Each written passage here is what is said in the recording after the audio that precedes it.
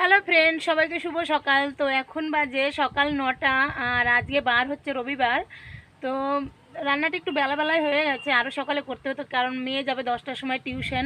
তো কি বলতো, মাছ ভাজা, উচ্ছে ভাজা, পটল ভাজা এগুলো হয়ে গেছে, এখন শুধু তরকারিটা করবো, মাছের ঝোলটা, তাহলে হয়ে যাবে। তো মনে হচ্ছে তেমন দেরি হয়নি। আর কি বলতো, আগে মানে আগের ভিডিওতে তোমাদের বলেছিলাম যে আমার গ্যাসটা মানে শেষ হয়ে গেছে। তো গ্যাসটা ভরে এনেছি।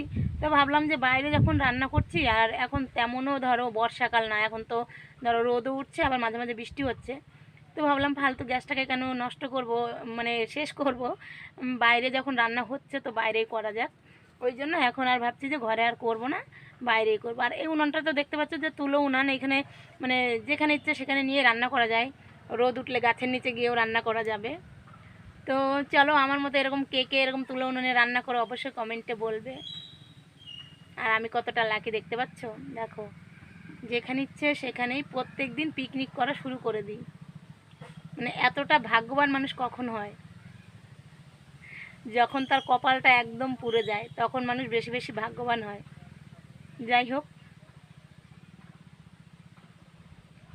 আজকে তুমি দুঃখ পাচ্ছ তাতে অসুবিধা নাই, এমন একটা দিন আসবে ভগবান যতটা দুঃখ দিয়েছে হয়তো তার থেকে বেশি আনন্দও দিতে পারে।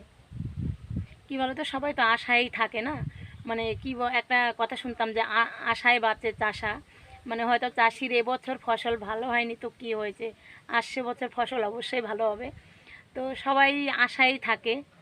তো জানি না ভগবান কবে মুখ তুলে চাইবে, আশা করছি চাইবে, একদিন হলেও চাইবে।